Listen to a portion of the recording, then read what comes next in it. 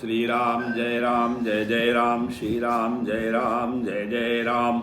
नीलाम्बुज श्यामल कोमलांगम सीता समारोपित वाम भागम पाणो महासायक चारु चापम नमामि रामम रघुवंशनाथम। ओम श्री सीतारामचंद्राभ्याम नमः, उमा महेश्वराभ्याम नमः, ओम से एकादशी दक्षेश्वर धाम सरकार से नमः। सत्संग के क्रम में आज श्रीमद् भागवत महापुराण की दशम स्कंध की 43वां अध्याय अर्थात 43वें अध्याय की कथा है, जिसमें कुवलया पीठ हाथी का उद्धार और अखाड़े में प्रवेश की कथा है। श्री सुखदेव जी कहते हैं, अथ कृष्णश्च रामस्य कृतशोचौ परन्तपा मल्लदुन्दुभिर्निर्घोषं श्रुत्वा द्रष्टुमुपेयजुयतुः। श्री सुखदेव जी कहते हैं कि काम क्रोधादि शत्रुओं को पराजित करने वाले परीक्षित अब श्री कृष्ण और बलराम भी स्नानादि नित्य कर्म से निवृत्त हो दंगल के अनुरूप नगाड़े की ध्वनि सुनकर रंगभूमि देखने के लिए चल पड़े। भगवान श्री कृष्ण ने रंगभूमि के दरवाजे पर पहुंचकर देखा कि वहां महावत की प्रेरणा से कुवलयापीठ नाम का हाथी खड़ा है। तब भगवान श्री कृष्ण ने अपनी कमर कस ली और घुंघराली अलकें समेट ली तथा मेघ के समान गंभीर वाणी से महावत को ललकार कर कहा, अम्बष्ठाम्बष्ठस्त मार्गम नो देह्यप्रक्रममाचिरम नो चेत संकुजरम कुंजरम त्वादे नयामि यम साधनम। तो भगवान कहते हैं कि हे महावत हम दोनों को रास्ता दे दे, हमारे मार्ग से हट जा। अरे सुनता नहीं, देर मत कर, नहीं तो मैं हाथी के साथ अभी तुझे यमराज के घर पहुंचाता हूँ। भगवान श्री कृष्ण ने महावत को जब इस प्रकार धमकाया तब वह क्रोध से तिलमिला उठा और उसने काल मृत्यु तथा यमराज के समान अत्यंत भयंकर कुवलयापीठ हाथी को अंकुश की मार से क्रुद्ध करके श्री कृष्ण की ओर बढ़ाया। कुवलयापीठ ने भगवान की ओर झपट कर उन्हें बड़ी तेजी से सूंड में लपेट लिया। फिर परंतु भगवान सूंड से बाहर सरक आए और उसे एक घूंसा जमा कर उसके पैरों के बीच में जा छिपे। उन्हें अपने सामने न देखकर कुवलयापीठ को बड़ा क्रोध हुआ। उसने सूंघ कर भगवान को अपनी सूंड से टटोल लिया और पकड़ भी लिया, परंतु उन्होंने बलपूर्वक अपने को उससे छुड़ा लिया। इसके बाद भगवान उस बलवान हाथी की सूंड पकड़कर खेल खेल में ही उसे 100 हाथ तक पीछे घसीट लाए, जैसे गरुड़ सांप को घसीट लाते हैं। फिर जिस प्रकार घूमते हुए बछड़े के साथ बालक घूमता है अथवा स्वयं भगवान श्री कृष्ण जिस प्रकार बछड़ों से खेलते थे, वैसे ही वे उसकी पूंछ पकड़कर उसे घुमाने और खेलने लगे। जब वह दाएं से घूमकर उनको पकड़ना चाहता तब वे बाएं आ जाते और जब वह बाएं की ओर घूमता तब वे दाएं घूम जाते। इसके बाद हाथी के सामने आकर उन्होंने उसे ऐसा घूंसा जमाया और वे उसे गिराने के लिए इस प्रकार उसके सामने से भागने लगे मानो अब छू लेता है तब छू लेता है। भगवान श्री कृष्ण ने दौड़ते दौड़ते एक बार खेल खेल में ही पृथ्वी पर गिरने का अभिनय किया और झट वहाँ से उठकर भाग खड़े हुए। उसमें वह हाथी क्रोध से जल भून रहा था। उसने समझा कि वे गिर पड़े और बड़े जोर से अपने दोनों दांतों धरती पर मारे। जब कुवलयापीठ का यह आक्रमण व्यर्थ हो गया तब वह और भी चिढ़ गया।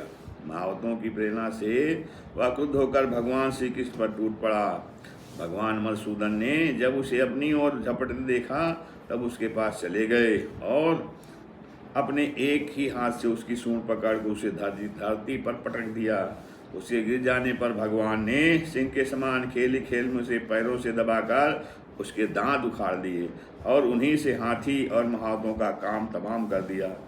परीक्षित मृतकम दुतमुपसित्य दंतपाणी समाविशत असन्यस्त विखाणो आशृंग मदबिंदुभिरंकितः व्यूढ़ श्वेद कणिका वदनाम्बुरुहो बभो। परीक्षित फिर मरे हुए हाथी को छोड़कर भगवान श्री कृष्ण ने हाथ में उसके दांत लिए ही रंगभूमि में प्रवेश किया। उस समय उनकी शोभा देखने ही योग्य थी। उनके कंधे पर हाथी का दांत रखा हुआ था, शरीर रक्त और मद की बूंदों से सुशोभित था और मुखकमल पर पसीने की बूंदें झलक रही थी। परीक्षित भगवान श्री कृष्ण और बलराम दोनों के ही हाथों में कुवलयापीठ के बड़े बड़े दांत शस्त्र के रूप में सुशोभित हो रहे थे और कुछ ग्वाल बाल उनके साथ साथ चल रहे थे। इस प्रकार उन्होंने रंगभूमि में प्रवेश किया।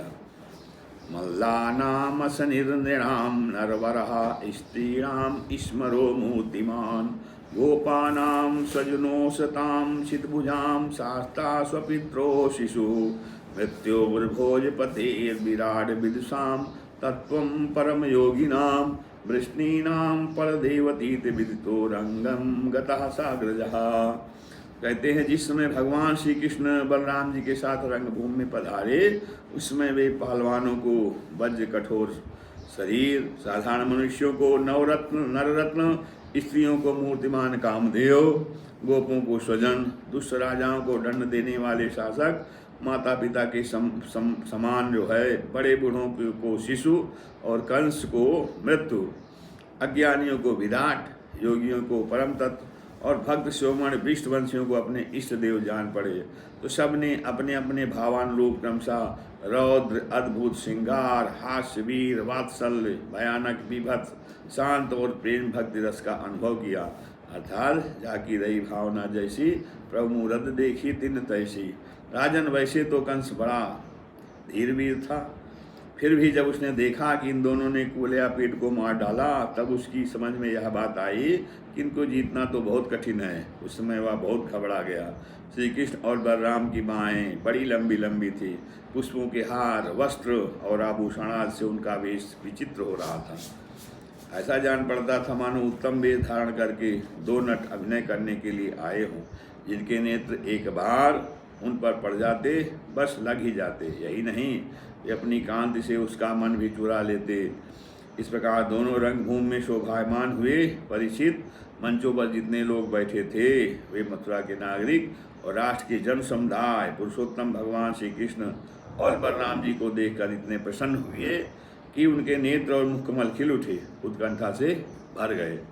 वे नेत्रों के द्वारा उनकी मुख माधुरी का पान करते करते तृप्त ही नहीं होते थे, मानो वे उन्हें नेत्रों से पी रहे हों, जिह्वा से चाट रहे हों, नासिका से सूंघ रहे हों और भुजाओं से पकड़कर हृदय से सटा रहे हों।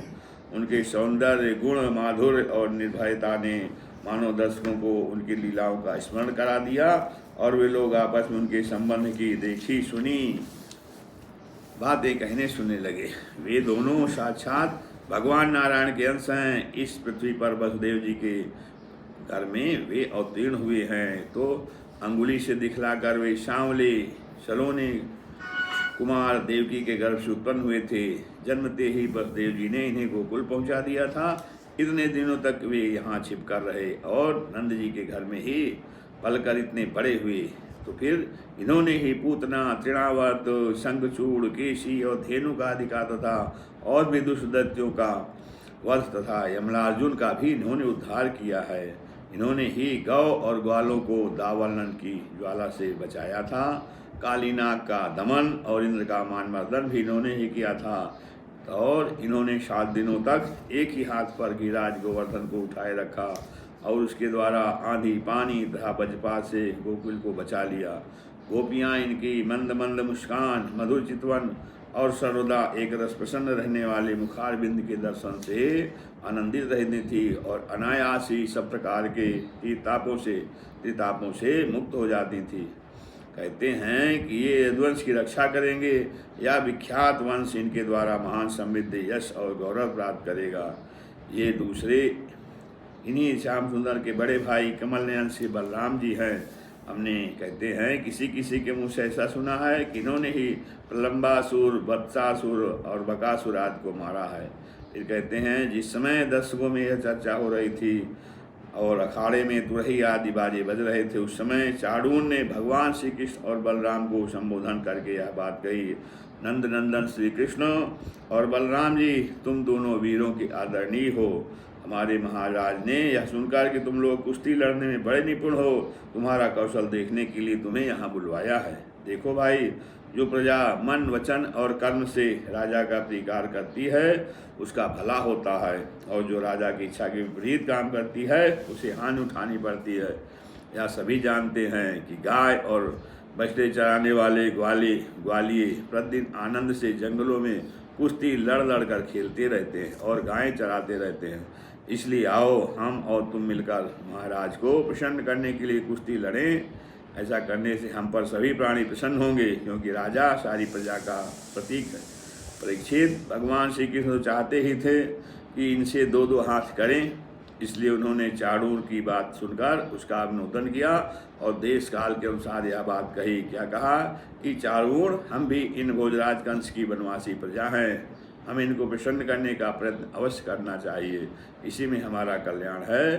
किंतु चाणूर, हम लोग अभी बालक हैं, इसलिए हम अपने समान बल वाले बालकों के साथ ही कुश्ती लड़ने का खेल करेंगे।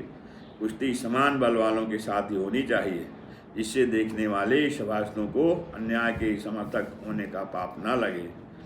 चाणूर ने कहा, न बालो न किशोरस्त्वं बलश्चे बलिनां वरहा लीलये भ्यो हतो ये ने शास्वदुपि सत्वभृत। तो चाणूर ने कहा कि अजी, तुम और बलराम न बालक हो न तो किशोर, तुम दोनों बलवानों में श्रेष्ठ हो।